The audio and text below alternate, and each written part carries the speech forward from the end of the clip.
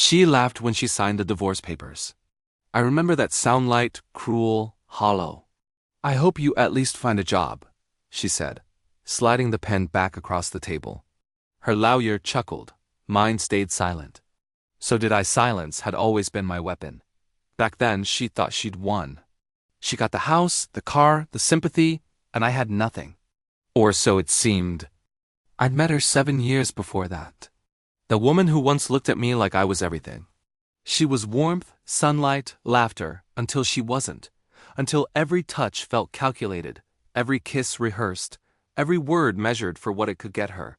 It started small, a longer pause before returning my calls. Late nights at work, perfume that wasn't hers. I didn't accuse. I watched. People show you who they are when they think you're too blind to notice. One night, I followed her car to a restaurant uptown. I sat in the shadows across the street and watched her walk in. White dress, nervous smile. He was already waiting.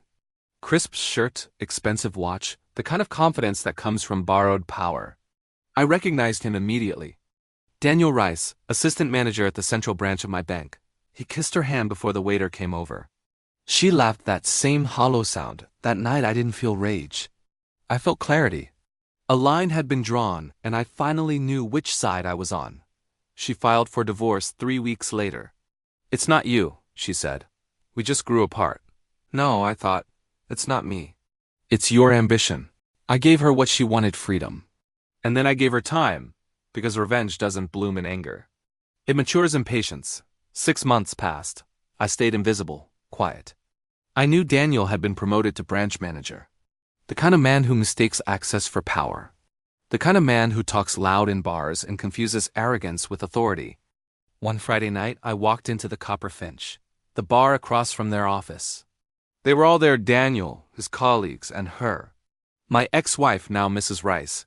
He was halfway through a story when he spotted me. Hey, if it isn't the unemployed ex-husband, he called out, smirking. His friends laughed. You still looking for work, man? I could use a teller. The laughter spread.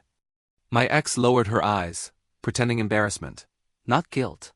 I smiled. Maybe someday, I said. Who knows where life takes you?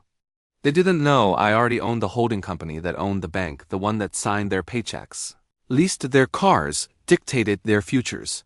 I bought it 2 years before she even met him, quietly through proxies.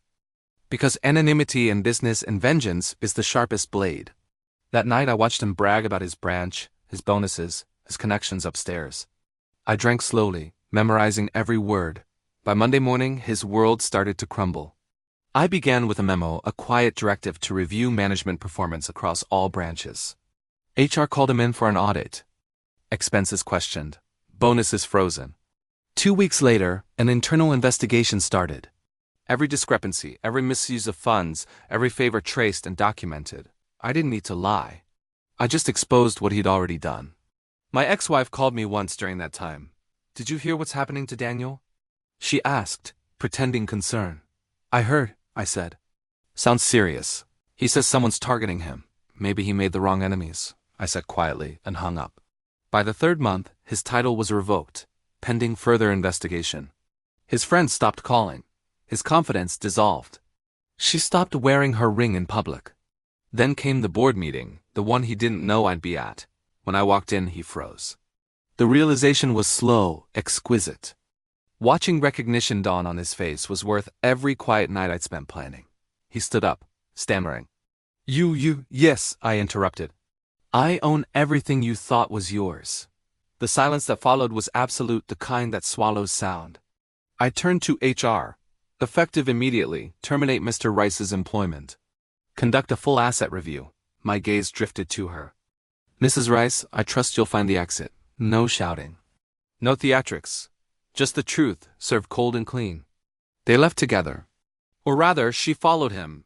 Just like she had from the beginning, only this time he had nothing left to offer her. A week later, divorce papers between them were filed. She never called me again. Sometimes I pass by that old bar. I still hear echoes of that night. His laughter, their mockery. It reminds me how perception is everything. They saw a man without a job. I saw pawns who hadn't realized who was moving the board. Revenge doesn't shout. It whispers. It waits. And when it finally speaks, it doesn't need to say much. Because by then, the silence says it all.